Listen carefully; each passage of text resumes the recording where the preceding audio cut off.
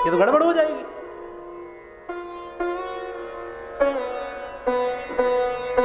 नहीं खा सकते मीठा, डॉक्टर ने मना किया, शुगर बढ़ जाएगी। अरे चलो कोई बात नहीं, कम से कम रोटी तो चपड़ के खाओ। अरे महाराज ब्लड प्रेशर हाई हो जाएगा। इतने बड़े सेठ हो, कुछ ये क्या, ये बिना छुकी दाल मूंग की और ये फुल्का खिचड़ी, ये क्या खा रहे हो आप? दाल बाटी चूरमा। अरे महाराज कैसी बात करते हो, कब्ज हो जाएगी। क्या फायदा ऐसे धन का?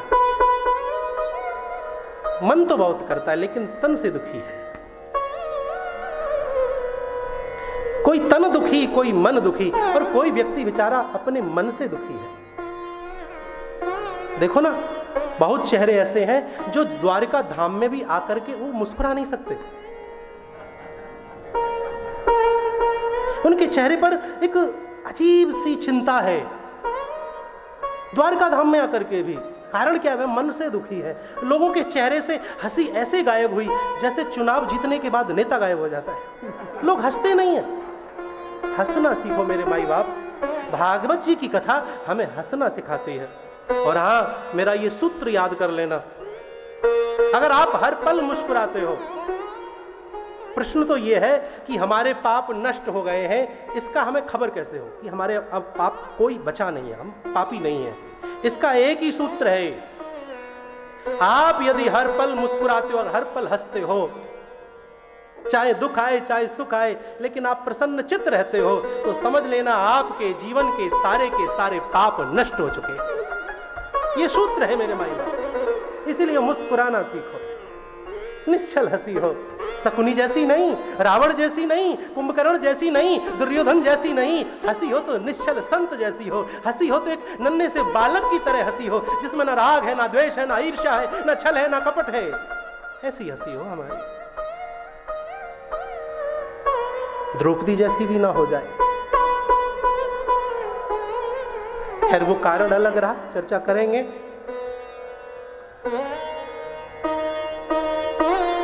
कोई धन बिन रहते उदास, और कोई बेचारा इस संसार में धन के बगैर उदास है साहब। थोड़े थोड़े सब दुखी। मेरे ये जीवन की 280वीं कथा है। कौन सी? 280वीं कथा है। 281वीं, हालांकि 281वीं कथा होनी थी यह, लेकिन हरि की ऐसी इच्छा थी कि 281वीं कथा मेरे वृंदावन में होगी। पहले छोटे भैया को पकड़ा है ठाकुर जी ने, फिर उसके बाद बड़े भैया को पकड़ लिया है वृंदावन में जाकर के। हाँ, और फिर 282वीं कथा है हमारी, फिर दोबारा द्वारका में है 4 जनवरी से। हाँ, 280 कथा का हमारा अनुभव है। हमने आज तक अपने जीवन में कोई ऐसा संसारी व्यक्ति नहीं देखा जो अपनी छाती पे हाथ रख के ये कह दे महाराज मैं सुखी हूं। ये बहुत बड़ी बात, जिम्मेदारी से मैं व्यास मंच से कह रहा हूं। हाँ, कोई सुखी मिला तो कोई महात्मा मिला, कोई साधु संत मिले, या कोई भगवान के चरणों का दास मिला। बाकी का संसार तो जब देखा जब रोता का रोता ही मिला। कितने सारे शिष्य यजमान ऐसे हैं जो महाराज फर्श से अर्श तक पहुंच गए, लेकिन वो कभी मिले ना तो पहले ही रोना शुरू कर देते हैं। लगता है वाह, अरे कभी परमात्मा का शुक्रिया अदा भी करना सीखो। अरे मुस्कुरा के उससे कहो, हे द्वारकानाथ देख तूने मुझे 2 आंख दी, मैं तेरा दर्शन कर रहा हूं। हे द्वारकानाथ तूने मुझे 2 पांव दिए, तभी तो मैं तेरे द्वारे तक चल करके आया हूं। तेरा बहुत बहुत धन्यवाद है। परमात्मा से क्या संसार की चीजें मांगना है तो गोविंद को मांगो। द्वारकानाथ के पास जाकर के मत मांगना धन दौलत, मांगो तो कहना हे गोविंद, हे द्वारकाधीश, मुझे तुझसे कुछ नहीं, मुझे तू चाहिए, तेरे से कुछ नहीं चाहिए। जब तक बच्चा अपनी माँ की गोद के लिए तड़पता नहीं है, तब तक माँ भी उस बच्चे को गोद में लेती नहीं है। उससे पहले बहाने बनाती रहती, कभी खिलौना दे देगी, कभी चॉकलेट दे देगी, कभी कुछ दे देगी। लेकिन जब देख लेगा, जब बच्चा उन चीज़ों को फेंक देता है कि अब नहीं चाहिए, तब माँ समझ जाती अब इसे मेरी गोदी की आवश्यकता है। तभी माँ उस बच्चे को अपनी गोदी में उठाती है। इसी प्रकार द्वारकाधीश भी तुम्हें संसार के लोभ प्रलोभन देगा, तुम्हें संसार की चीज़ें देगा, तुम्हें चाहिए देगा, लेकिन जब तुम्हारा संसार की चीजों से मन ऊब जाएगा, जब लगेगा ना ना ना द्वारिकानाथ, मुझे अब संसार की चीजें नहीं, मुझे तुझसे कुछ नहीं चाहिए, मुझे तू चाहिए, विश्वास कर लेना मेरे माई बाप, द्वारिकानाथ आपको अपना लेगा। ये सूत्र है। तापत्रय विनाशाय श्री कृष्णाय वयम नमः। ऐसे प्रभु बाल कृष्ण लाल को, कैसे प्रभु बाल कृष्ण लाल को मैं पुनरावृत्ति कर रहा हूं, जो अविनाशी हैं, जो प्रकाश स्वरूप हैं, जो आनंद के रूप हैं, जो इस संसार को बनाते हैं, जो इस संसार का पालन करते हैं, जो इस संसार को नष्ट करने की क्षमता रखते हैं और जिनके अंदर तीनों प्रकार के तापों को नष्ट करने की सामर्थ्य है, ऐसे प्रभु बाल कृष्ण लाल को मैं बारंबार प्रणाम करता हूँ, बारंबार नमन करता हूँ, वंदन करता हूँ। वंदन की श्रृंखला में ही सर्वभूत हृदय श्री सुखदेव जी महाराज के चरणों में भी हम और आप प्रणाम करते हैं, नमन करते हैं, वंदन करते हैं। आज बड़ा ही सुंदर दृश्य है, बैठ करके हरि चर्चा चल रही है। सुंदर स्थान है, जिस स्थान का नाम है नैमिषारण्य, जहां पर 88,000 संत बैठ करके भागवत चर्चा कर रहे थे। उसी समय लगभग 20 वर्ष की अवस्था रही होगी श्री सूत जी महाराज की।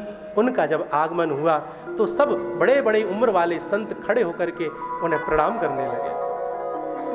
हम आपके चरणों में प्रणाम करते हैं, वंदन है, आओ सूत जी महाराज।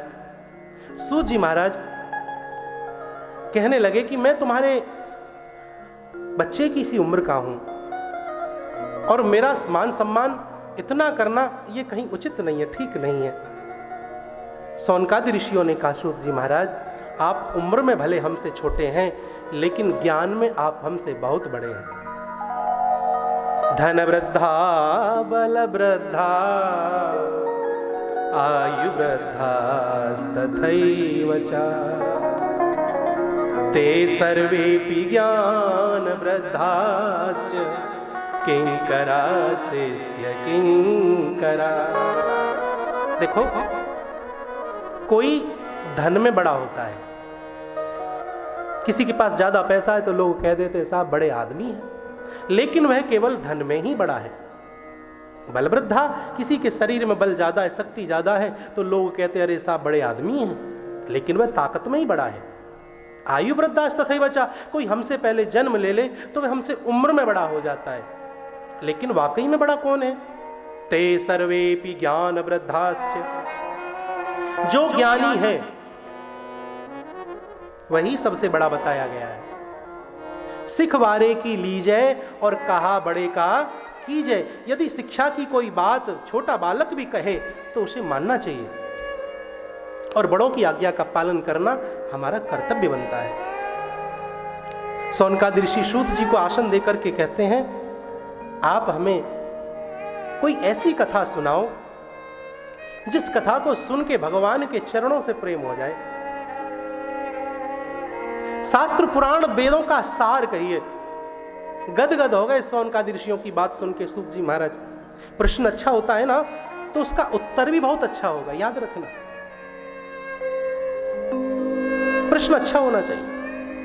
कहते हैं मैं तुम्हें ऐसी कथा सुनाऊंगा जिस कथा को सुन के तुम्हें भगवान के चरणों से प्रीत हो जाए, लेकिन उससे पहले याद रखो मुनियों, काल ब्याल मुख ग्रास त्रास निर्णास हेतव।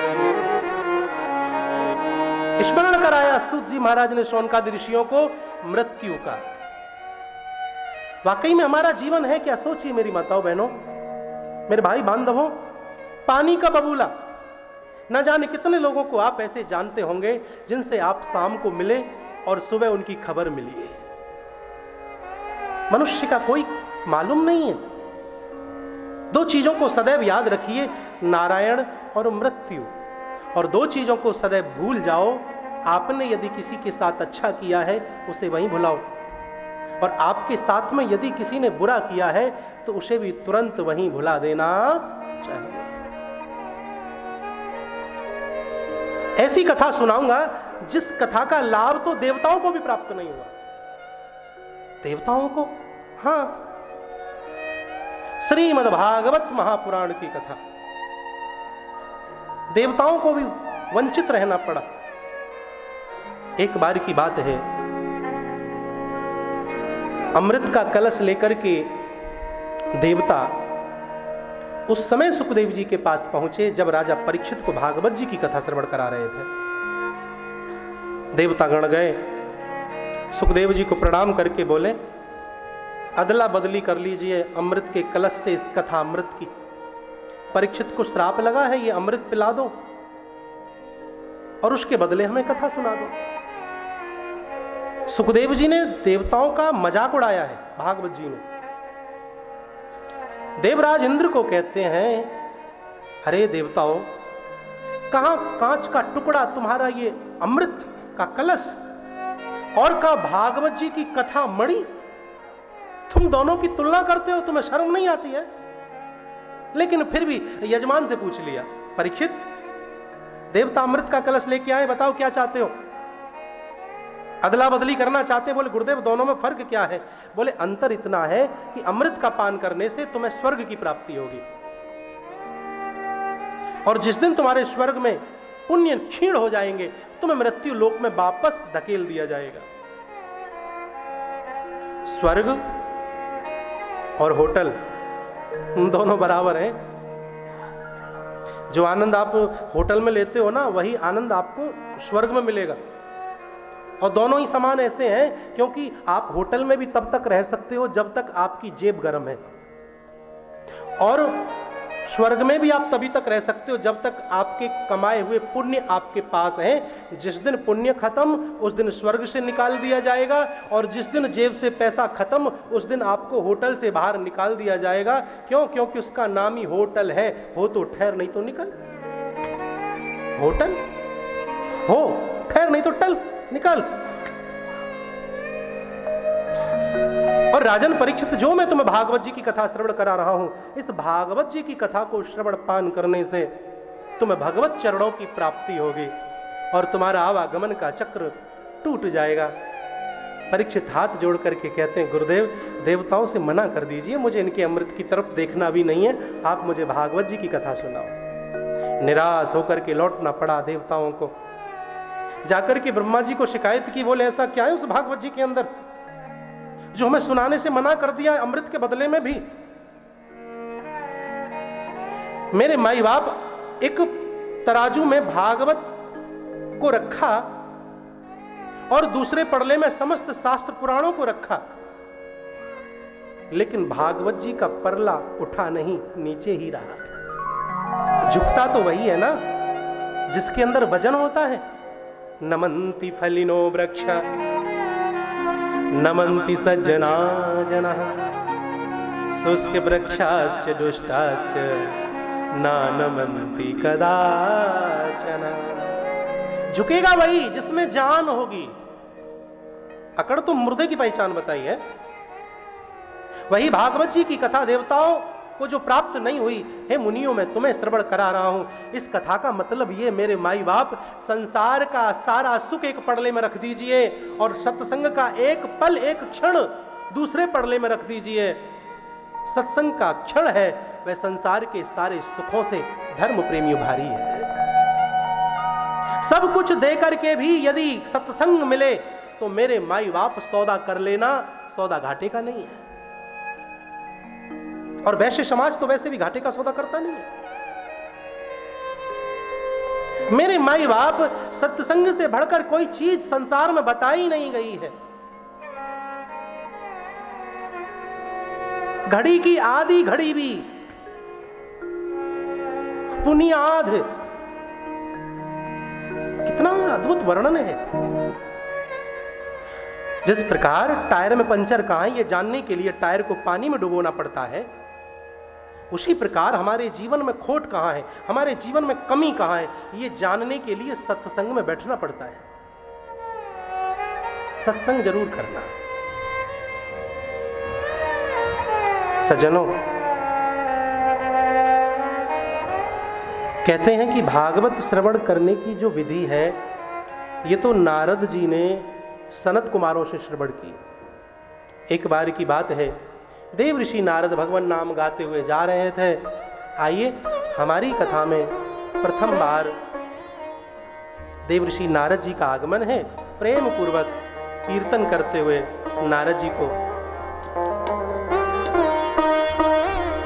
श्रीमन नारायण नारायण नारायण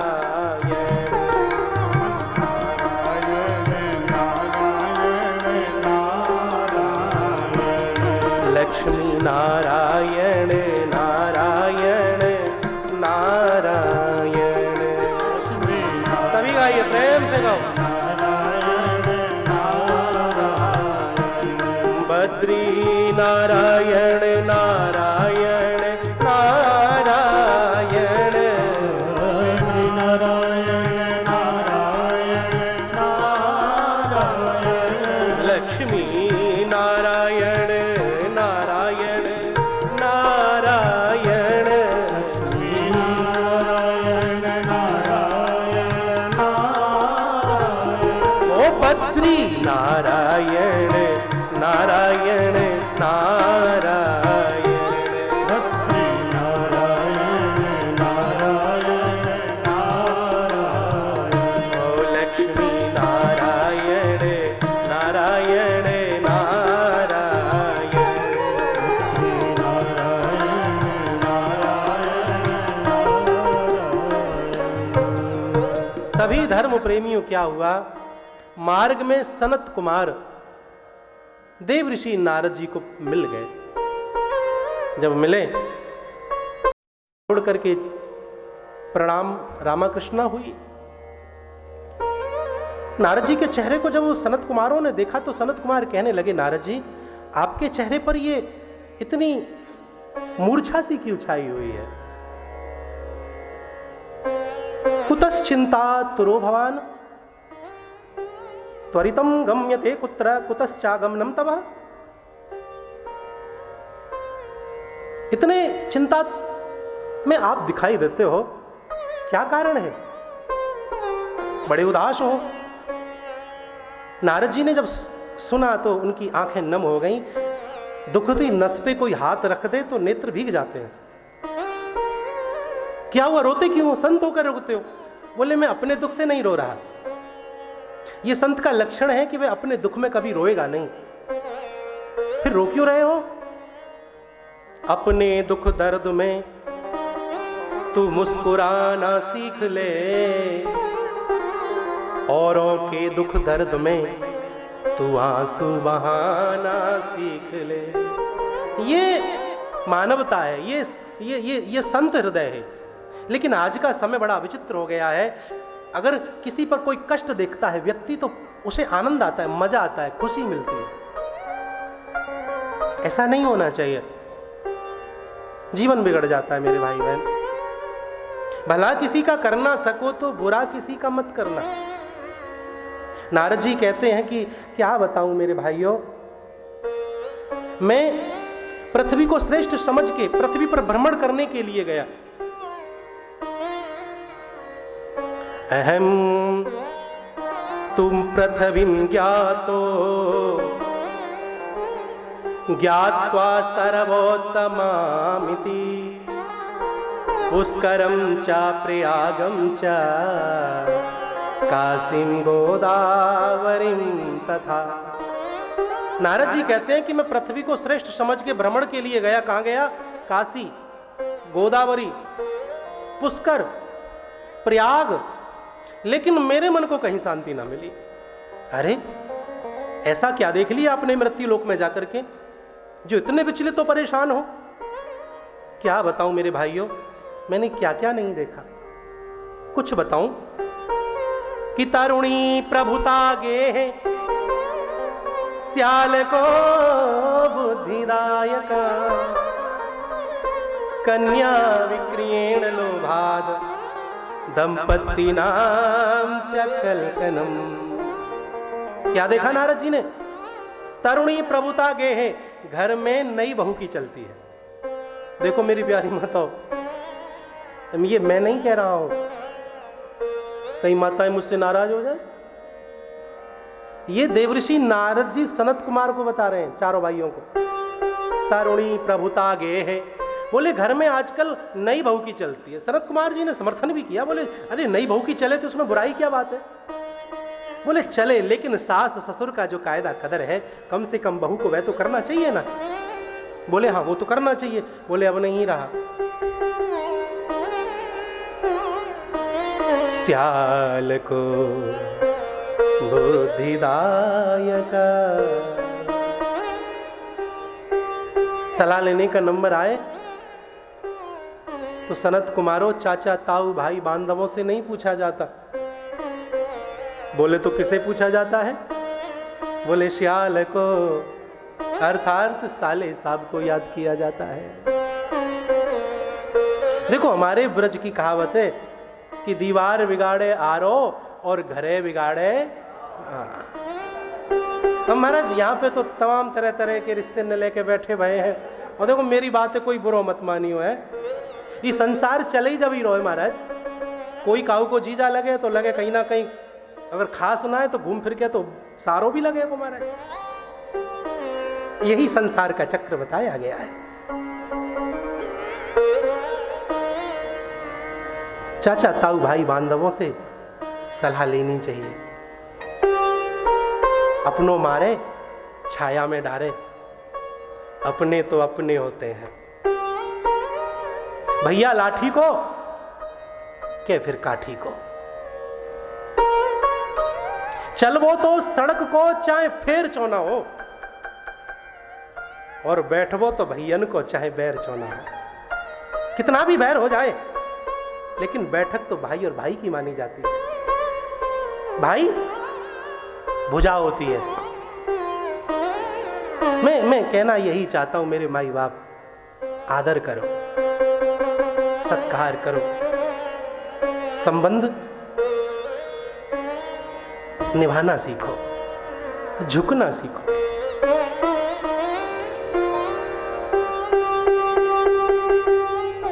कन्या विक्रियेण लोभाद।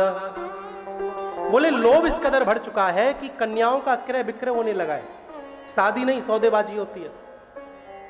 फलाने आए थे, इतना कह गए थे, बोल रहे थे ये गाड़ी दे देंगे, इतना सोना चढ़ा देंगे, फलानी जगह दावत दे देंगे उस मैरिज होम में और वहां कर देंगे, बाहर का कर लो। ऐसा कह रहे थे, हम इतना लाख नगद की कह रहे थे, हमें तो कुछ चाहिए नहीं, साफ देना है तो अपनी लड़की को देना है, अब आप देख लो जैसे ठीक लगे, हमें कुछ नहीं चाहिए। वाह रे वाह चाला। संसार की आंखों में आप धूल झोंक सकते हो, लेकिन ऐसे किसी भी घर के आंगन की धूल नहीं है जो भगवान की आंखों में झोंकी जा सके। याद रखना मेरे भाई, हम किसी को दूसरे को धोखा नहीं देते, हम स्वयं को धोखा दे रहे होते। दगा किसी का सगा नहीं है, ना माने तो कर देखो। बहुत बुरी चीज होती है दगा, धोखा। दंपत्ति नाम चकलकनम। पति पत्नियों में काय कलेश रहने लगा है।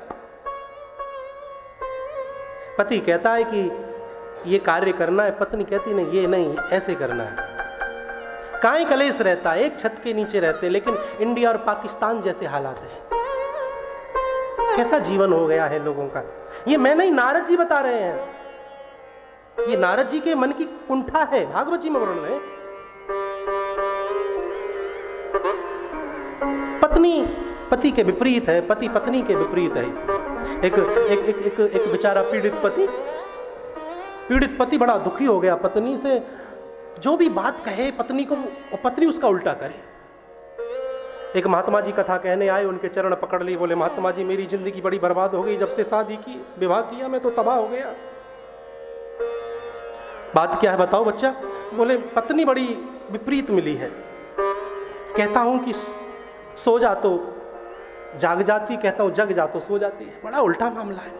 महात्मा जी बोले एक काम करो, जब तुम्हारी पत्नी तुम्हारे कहे का उल्टा करती है तो तुम उल्टा ही कहा करो। अरे महात्मा जी ये तो मेरे दिमाग की बत्ती जली ही नहीं, आपने जला दी। बेचारा परेशान था, अपनी पत्नी से पीड़ित तो था ही। जाकर के अपनी पत्नी से बोला सुन रही है? बोले हाँ। गंगा जी नहाने नहीं जाएंगे, आज फिल्म देखने चलेंगे। पत्नी बोली अजी आप कमाल करते हो, फिल्म तो फिर देख लेंगे लेकिन आज ही गंगा जी जाऊंगी। अरे भगवान तो मुझे भी साथ में ले चलना, बोलना तुम्हें साथ ना ले जाऊं, तुम्हें क्या ले जाऊंगी साथ में, मेरे क्या पाँव नहीं है। मेरे में क्या दिमाग नहीं है? अच्छा तेरे में दिमाग तो बहुत है, लेकिन बीच में मत नहाना, तुझे तैरना नहीं आता है। बोले अब तो बीच में ही नहाऊंगी। और महाराज ऐसी नहाने गई, अब तक लौट करके नहीं आई।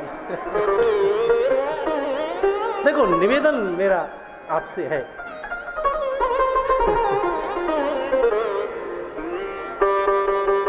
दंपत्ति नाम च कलकनम, पति पत्नी में काय कलेश रहता है, झगड़ा रहता है। देवऋषि नारद जी आगे बढ़ के कहते हैं कि मैं फिर श्रीधाम वृंदावन गया।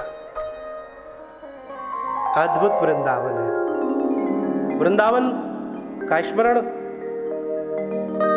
द्वारिका धाम में जब हुआ है तो रोमांचित होने लगे हैं। ये शब्द ही ऐसा है साहब, वृंदावन। और वृंदावन से दूरी तय की द्वारिकाधीश ने द्वारिका की, मुड़ के नहीं देखा। खैर तू कहीं भी रहे, ब्रजवासी तो यही कहते थे, लाला तू ठीक रहे, बस तू ठीक है, हम ठीक है। हे हरि जी मोरी लागी लगन मत तोड़ना। जो भी आपको, लेकिन ये लगन टूटे ना प्यारे। लागी लगन मत तोड़ना प्यारे, लागी लगन मत तोड़ना। हरि जी मोरी लागी लगन मत तोड़ना। हरि जी मोरी लागी लगन मत तोड़ना। प्रभु जी मोरी लागी लगन मत तोड़ना। प्रभु जी मोरी लागी लगन सभी गाइए प्रेम से। ओ लागी लगन मत तोड़ना। लागी लगन मत तोड़ना। प्रभु जी मोरी लागी लगन मत तोड़ना। प्रभु जी मोरी लागी लगन मत तोड़ना।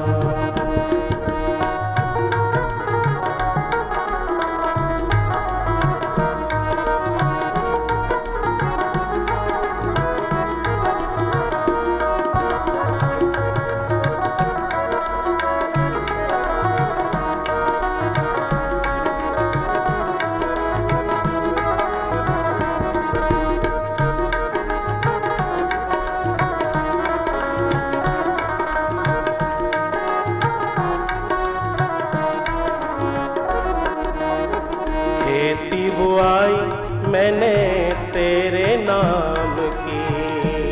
खेती बुआई मैंने तेरे नाम की। खेती बुआई मैंने तेरे नाम की। खेती बुआई मैंने तेरे नाम की। खेती बुआई मैंने तेरे नाम की। खेती बुआई मैंने तेरे नाम की। मेरे भरोसे मत छोड़ना। ओ मेरे भरोसे मत छोड़ना। हरि जी मोरी लागी लगन मत तोड़ना। हरि जी मोरी लागी लगन मत। प्रेम से मीठी मीठी तालियों की सेवा करते हो। हरि बोल।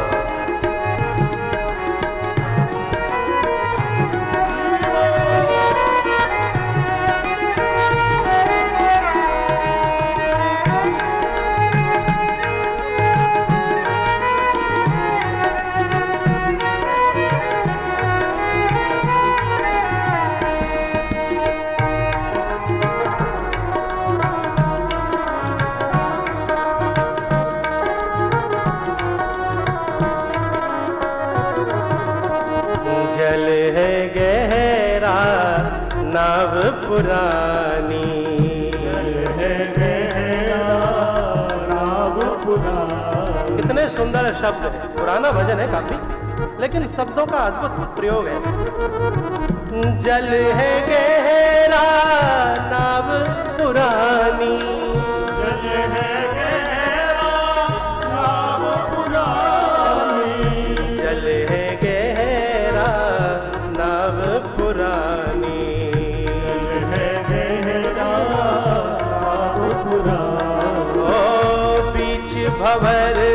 मत छोड़ना, बीच भंवर मत छोड़ना। हरि जी मोरी लागी लगन मत तोड़ना, हरि जी मोर लागे लगन मत तोड़ना।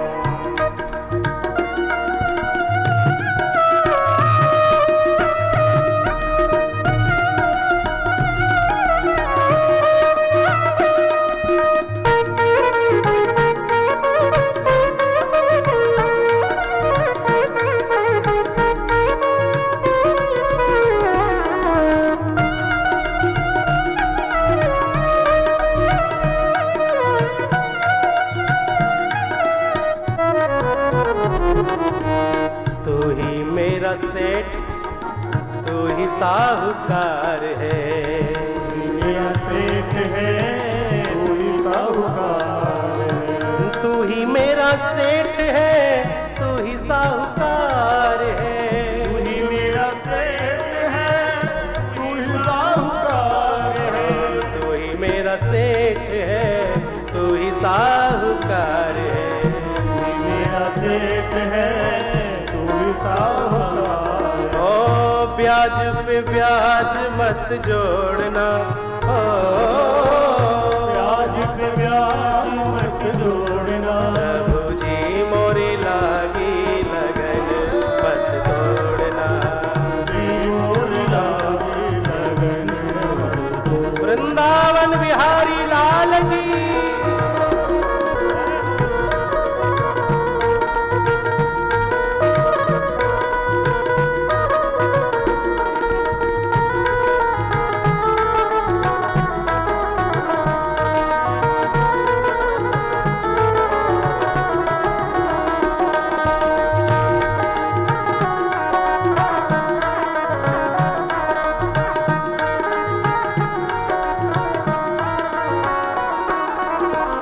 दासी की विनती सुन लीजो, दासी की विनती सुन लीजो।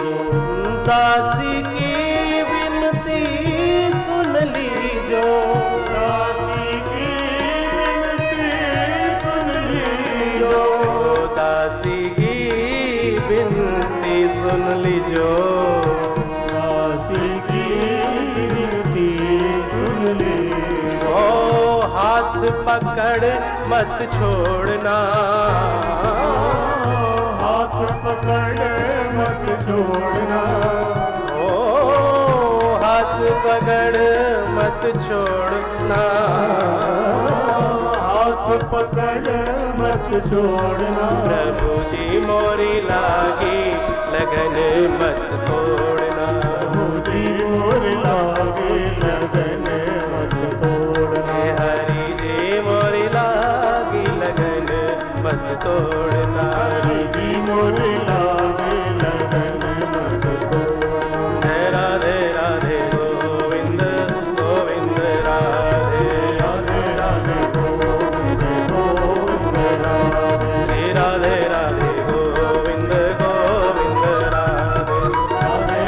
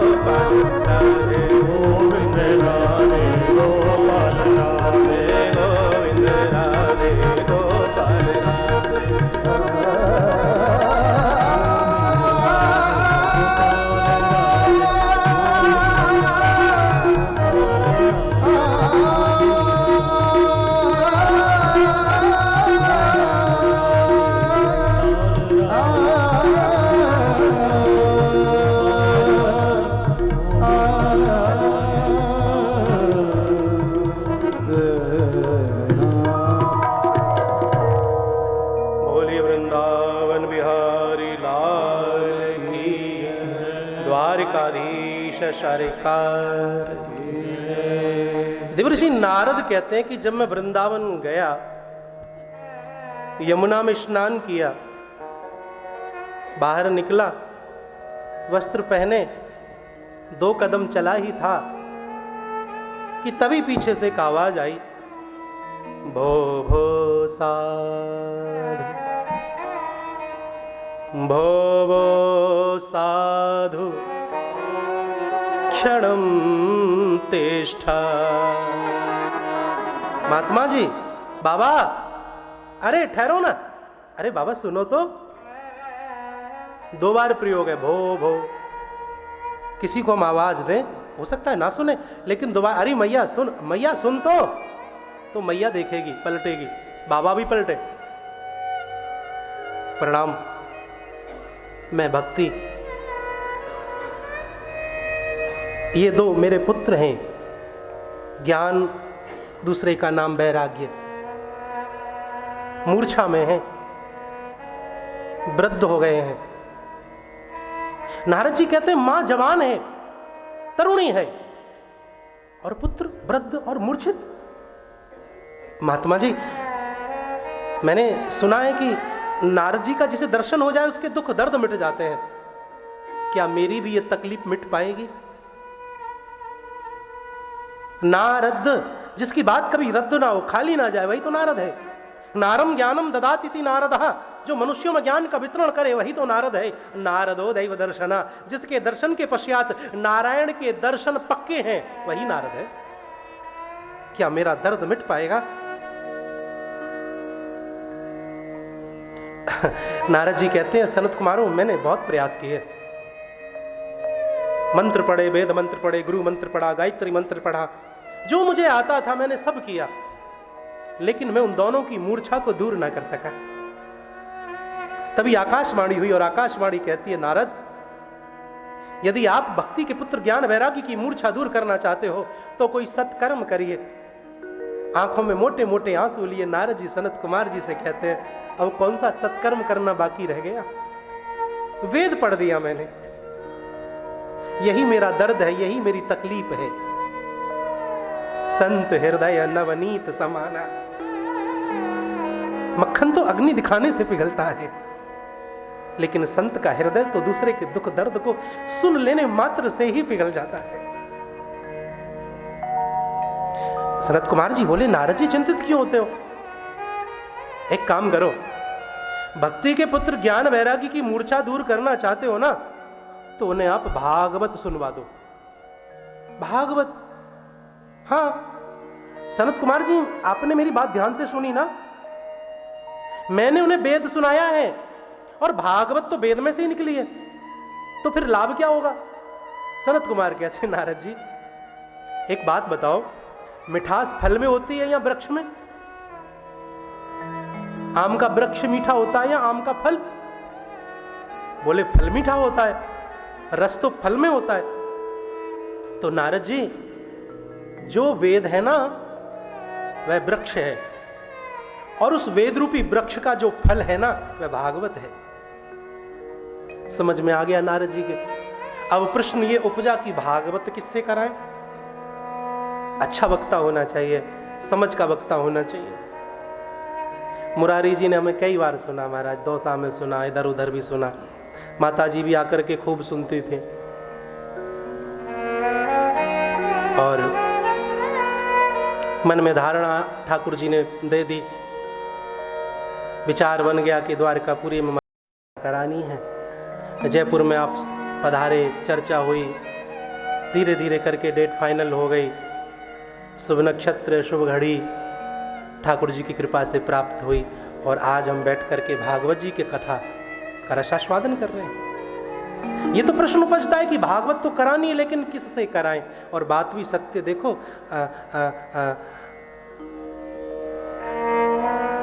एक समय में ना पुलिस से लोग डरते थे।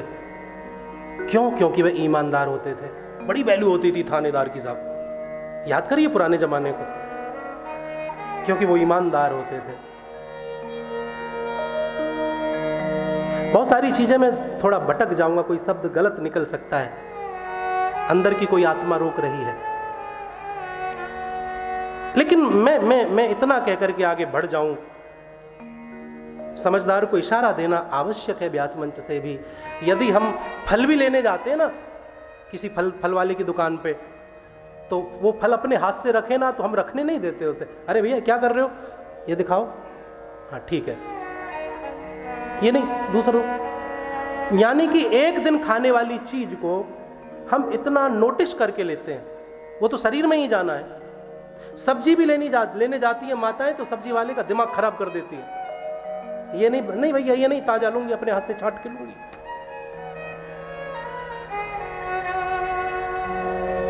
वो तो केवल हमारे शरीर में जाएगा, निकल जाएगा एक समय पर। लेकिन जो कथा है, जो व्यास मंच से तुम्हारे हृदय पर जिसका प्रभाव डलेगा, और जिसके हृदय पर से जो छाप डल जाए, वो जीवन भर छूटती नहीं है।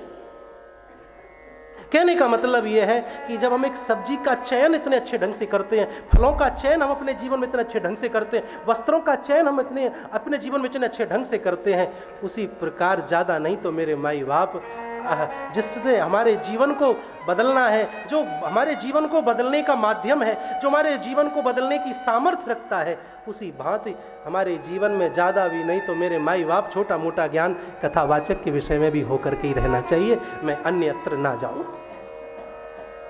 मेरी कहने की भावना से ही समझिएगा।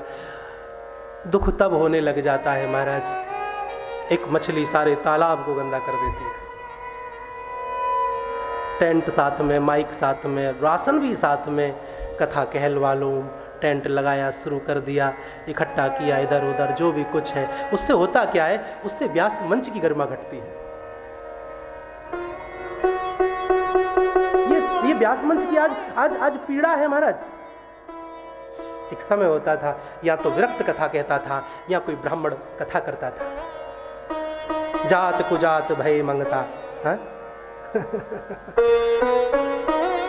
क्या कुछ बदल गया महाराज। जिन माताओं ने राम को जन्म दिया, कृष्ण को जन्म दिया, जिन्होंने जिन बच्चों को जन्म दिया, वह जगत गुरु कहलाए महाराज। माता तो, स्त्रियां तो अच्छे से अच्छे कथाकार को जन्म देती है, आप समझ रहे हैं ना। लेकिन कलयुग का कुछ प्रभाव कहिए, द्वारिकानाथ सद्बुद्धि दे, लेकिन अत्यंत आवश्यकता है। एक मछली सारे तालाब को गंदा कर देती है। खैर, नारद जी बोले कि कथावाचक आप ही कथा करो ना। हम तो तैयार हैं, चलो। कहाँ कथा कहलवाओगे बताओ? उत्तराखंड चलें, बद्रीनाथ? बोले नहीं, ऐसी जगह कथा कराओ जहां पर सब आनंद से कथा सुन सकें, ज्यादा से ज्यादा श्रोता पहुंच सके। कहाँ कथा कहेंगे आप? तो हरिद्वार चलें, हरि के द्वार, हरिद्वार को कथा के लिए चुना गया। और धर्म प्रेमी आनंद घाट पर, हरिद्वार में, जहां हम पहले भी एक बार कथा कह चुके हैं सत्संग चैनल पर, जिसका लाइव प्रसारण था एक समय पर, वहीं आनंद घाट पर सनत कुमार जी ने कथा को कहना प्रारंभ किया। मुख्य यजमान बन के बैठे बाबा नारद जी, अकेले बैठ के, पत्नी के साथ में बैठ के कथा सुनी जाती है, लेकिन अकेले तो अकेले बैठ करके सुन रहे हैं। ज्ञान भक्ति वैराग्य अदृश्य रूप से विराजमान है। ओम महाराज, भीड़ लगने लगी, साधु संत गुफाओं को छोड़ करके कथा सुनने के लिए, कथा सुनने के लिए। जगन्नाथ जी को छोड़ करके, महाराज जगन्नाथ धाम को छोड़ करके द्वारका धाम में भी आ गए। कथा सुननी है, कथा की एक प्यास होती है महाराज। जब एक टुच्चा सा व्यक्ति, मदरा पान करने वाला, एक ठेके को ढूंढ लेता है। आप देखना, कोई चिलमची होगा ना, वो कहीं ना कहीं से अपना जैसा ढूंढ लेगा। ये नशा तो अलग ही नशा है। बोदा नशा शराब का उतर जाए प्रभात, नाम कुमारी नानका चढ़ी रहे दिन रात। ये तो नशा ही अपने आप में अद्भुत है। कथा प्रारंभ हुई, कथा चलती रही, चलते चलते कथा में नारद जी खड़े हो गए। प्रणाम सनत कुमार जी, कथा क्या सबका कल्याण कर सकती है? जिसने अपने जीवन में कोई सत्कर्म ना किया हो, क्या कथा उसका भी उद्धार कर सकती है? कहते हैं कि जिसने कोई सत्कर्म ना किया हो, पापी हो, दुराचारी हो, दुरात्मा हो, अकाल मृत्यु हुई हो और तो और प्रेत योनि में चला गया हो, ऐसे व्यक्ति के नाम से भी यदि भागवत जी की कथा कहलवा दी जाए या सुनवा दी जाए तो भागवत की कथा उसका कल्याण कर देती है। नारद जी, तुंगभद्रा तटे, बड़ा सुंदर दृष्टांत सनत कुमारों ने नारद जी को श्रवण कराया है। एक तुंगभद्रा नाम की नदी है, ध्यान देना, और उसी नदी के किनारे पर उत्तम नगर बसा हुआ है। उत्तम नगर में एक आत्मदेव नाम के ब्राह्मण अपनी पत्नी धुंधली के साथ रहते हैं।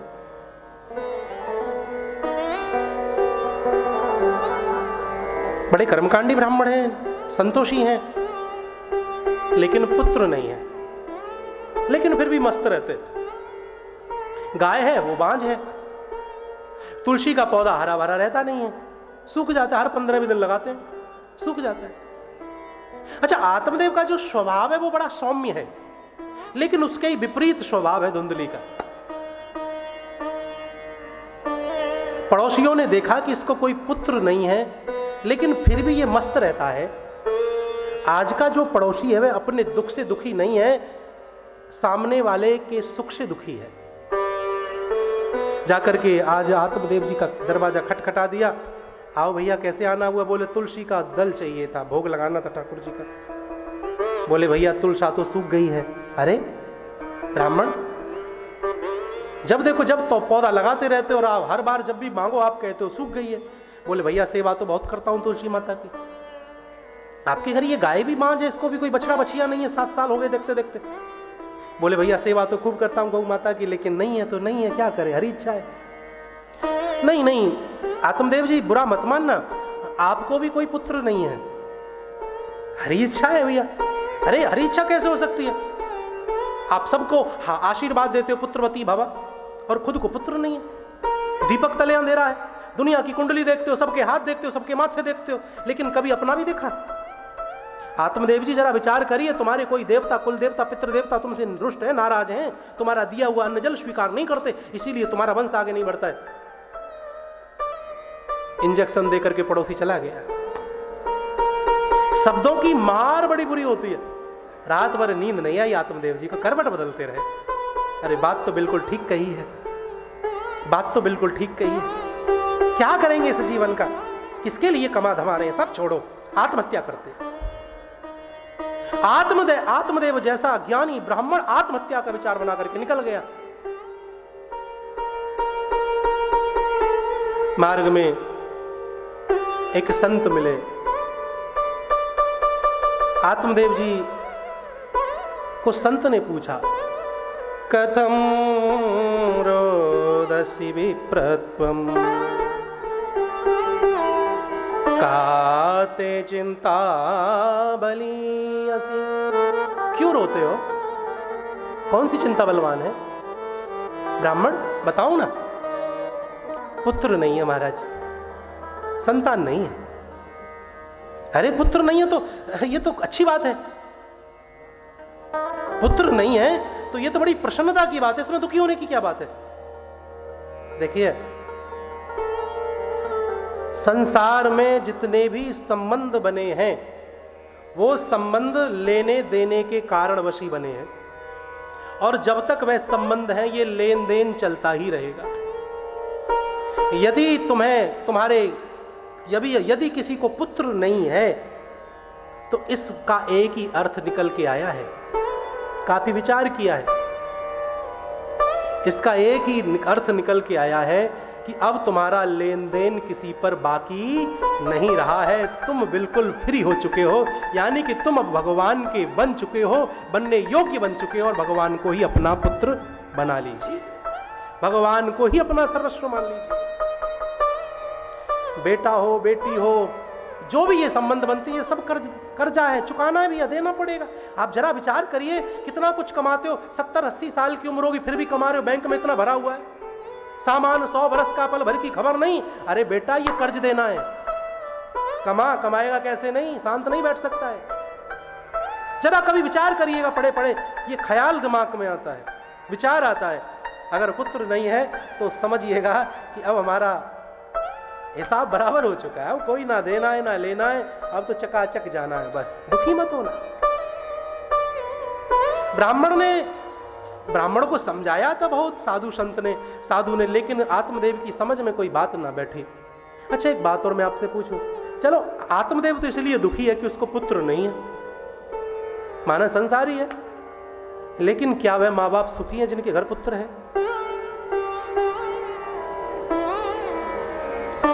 क्या वह माँ बाप सुखी हैं जिनके घर पुत्र है? अभी भारतवर्ष की ही बात है, परसों ही मैं खबर देख रहा था, अखबार की कटिंग है, पत्नी ने और पुत्र ने अंतिम संस्कार, उस पत्नी ने अपने पति का और पुत्र ने अपने पिता का अंतिम संस्कार कनाडा से, ये परसों पहले दिन की घटना है, वीडियो कॉल पर किया। एक बहुत बड़ा भी बिजनेसमैन मरा था, आपको खबर आई होगी, उसका पुत्र उसे मुखाग्नि देने के लिए पहुंचा नहीं महाराज, खबर आई होगी। हे ईश्वर, क्या जमाना हो रहा है। पूत सपूत तो क्यों धन सींचे और पूत कपूत तो क्यों धन सींचे। अरे काहे को भार लेकर के घूमते हो? सपूत है तो बहुत कमा लेगा, कपूत है तो कितना भी कमा के छोड़ जाना, तुम्हारी मुखाग्नि देने तक नहीं पहुंचेगा। ऐसी घटनाएं हृदय विदारक हैं, ये तो सामने आ जाती हैं, भीतर खाने तो ना जाने क्या क्या चल रहा है। अभी भी एक और खबर है, अपने जिन 17 साल से 27 साल से अपने पिता को बाथरूम में ही बंद किया हुआ था, अभी छुड़वाया एनजीओ वालों ने जाकर के। मध्य प्रदेश की घटना है शायद, मैं इतनी चीज़ों को याद इसलिए नहीं रखता कि मुझे चिंता ज़्यादा हो जाती है। मुझे लगता है ये संसार, ये क्या, ये वही भारतवर्ष है जहाँ पर वेद की प्रथम सूक्ति बताई गई मातृ देवो भव, वेद की दूसरी सूक्ति बताई गई पितृ देवो भव। मुझे फिर परेशानी होती है। मैं तो इतना ही कहूँ महाराज, पुत्र के होने ना होने से सुख दुख मायने नहीं रखता है। अकेले आए अकेले जाना है, भोग उपभोग उपयोग करना सीखो। खैर, दया बिन संत कसाई है।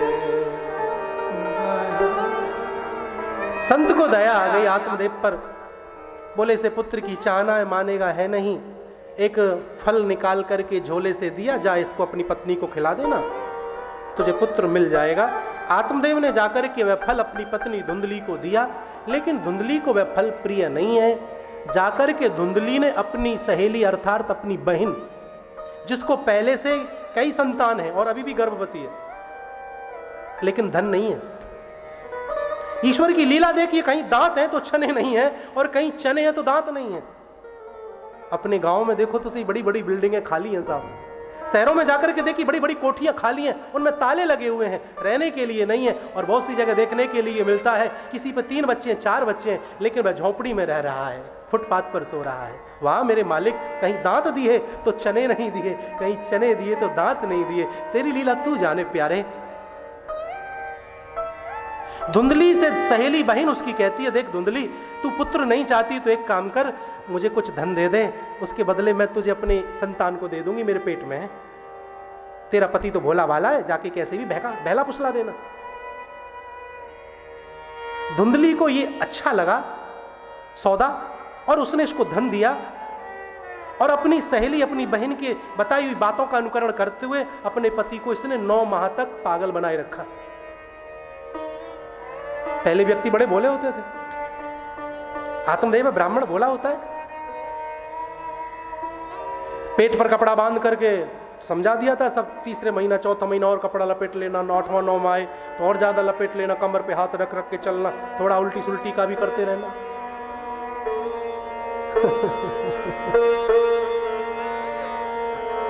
धुंधली ने सब निभाया। व्यक्ति दिखावे को बड़े अच्छे से निभाता है साहब, बहुत अच्छे से निभाता है। खैर, समय आने पर धुंधली ने उसके द्वारा जो प्राप्त पुत्र हुआ उसे अपना नाम दिया। आत्मदेव बड़े खुश हुए, पुत्र की खबर सुन करके बड़े आनंदित हुए, खूब दान पुण्य किया। नामकरण की बात आई तो नाम रखा अपने पुत्र का आत्माराम। बड़ा प्यारा नाम है, लेकिन धुंधली बोली, बाजी पेट में हम रखें और नाम आप रखोगे? मैं रखूंगी नाम। बोले तू रख ले। बोले मैं नाम रखूंगी इसका, मेरा नाम धुंधली, तो अपने पुत्र का नाम रखूंगी धुंधकारी। धू धू करति इति धुंधकारी।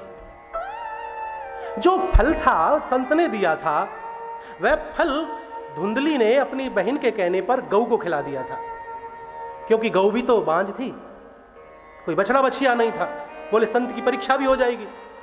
उस गऊ ने भी समय पर एक सुंदर से बालक को जन्म दिया, जिसका सारा शरीर मनुष्य जैसा है, लेकिन जो कान हैं वह गऊ जैसे हैं, इसीलिए इस बच्चे का नाम रखा गया गौकर्ण। बोलिए गौकर्ण महाराज। मेरे माई बाप, सत्संग की महिमा का ऐसा प्रभाव कि गौकर्णो पंडितो ज्ञानी धुंधकारी महाखला। गौकर्ण पंडित और ज्ञानी बना और धुंधकारी जो महाखल बना। कुछ गलत काम करता, मां तरफदारी करती, आत्मदेव को रोक देती, मत डांटो, अकेला है, किसके लिए कमा रहे हो। जुआ खेलने लगा, शराब पीने लगा, मांस तक खाने लगा, महाराज चोरी चकारी तक करने लगा, पैसा ले जा करके जुए में हार जाता। आज आत्मदेव ने जब आत्मदेव ने इस कृत्य को, धुंधकारी की कृत्य को देखा तो कहा, बेटा तू ये कर क्या रहा है? ब्राह्मण कुल में तेरा जन्म और तेरे कर्तव्य कर्म तेरे ये राक्षसों जैसे। कहने लगा, जो हम कर रहे हैं ठीक कर रहे हैं, नहीं देखा जाता तो चले जाइए यहां से। आत्मदेव का हृदय टूट गया। जो दर्द मिला अपनों से मिला, गैरों से शिकायत कौन करे। कुल मिलाकर के मेरे माई बाप, आत्मदेव आज चबूतरे पर बैठ करके रो रहे हैं कि मैंने जिस पुत्र की प्राप्ति के लिए क्या क्या नहीं किया, आज इसने मुझे कह दिया कि मैं जो कर रहा हूं ठीक कर रहा हूं, नहीं देखा जाता तो चले जाइए यहां से। तभी गौकर्ण जी पहुंचे, आत्मदेव जी से पूछा, पिताजी क्यों रोते हो? क्या बताऊं बेटा, मेरे स्वर्ग जैसे घर को नरक बना दिया मेरे पुत्र ने। अब तो दिल करता है कि सब कुछ छोड़ के भजन करने जंगल में चला जाऊं। बोले पिताजी, मन की खटपट ना मिटी तो जंगल जाने से भी कोई लाभ नहीं है। आए दिन दादाजी छड़ी उठा करके भागते हैं, लेकिन जैसे ही शाम होती घर लौट के आ जाते हैं। बहू ताना देती है, क्यों जी तुम तो कह के गए थे अब मैं कभी लौट के नहीं आऊंगा, अब कैसे आ गए? बोले आता तो नहीं, लेकिन चिंटू मिंटू पिंटू पप्पू की याद आ गई। मन की खटपट ना मिटे तो जंगल जाने से कोई लाभ नहीं है। मैं अरु मोर तोरते माया, मैं अरु मोर तोरते माया, मैं अरु मोर तोरते माया, मैं अरु मोर तोरते। मैं, मेरा, तू, तेरा, यही माया है। प्रभु श्री राम संत गागर में सागर भरते हैं, पंडित बखान ज्यादा करता है। मैं, मेरा, तू, तेरा, यही माया है। इतना अच्छा समझाया पिताजी को कि पिताजी ने उसी क्षण घर परिवार छोड़ दिया और जाकर के जंगल में भगवान का भजन करने लगे, प्रभु को प्राप्त किया। इधर धुंधकारी ने अपनी मां से आज धन मांगा। धुंधली बोली, बेटा तू सब कुछ ले गया। बोले तो ये सोना चांदी दे। बोले ये मेरे पति की आखिरी नहीं। अरे तेरी निशानी जाए भाड़ में। दे के धक्का मां को लेकर के चला गया जुआ खेलने। आज धुंधली को भी मालूम पड़ा कि तकलीफ क्या होती है। जब तक खुद की बीवाई ना फटे, पीर पराई मालूम नहीं पड़ती। मेरे भाई बहन, आज हम अपनी सास को कुछ भी बोल देते हैं, मालूम तो तब पड़ेगा जब तुम्हारी बहू तुम्हें इस कदर बोलेगी। मेरे माई बाप याद रखिएगा, जैसा करोगे ना एक दिन घूम फिर के सामने आना, क्योंकि दुनिया गोल है साहब। अच्छा किया है एक दिन अच्छा मिलेगा, सब्र कर। बुरा किया है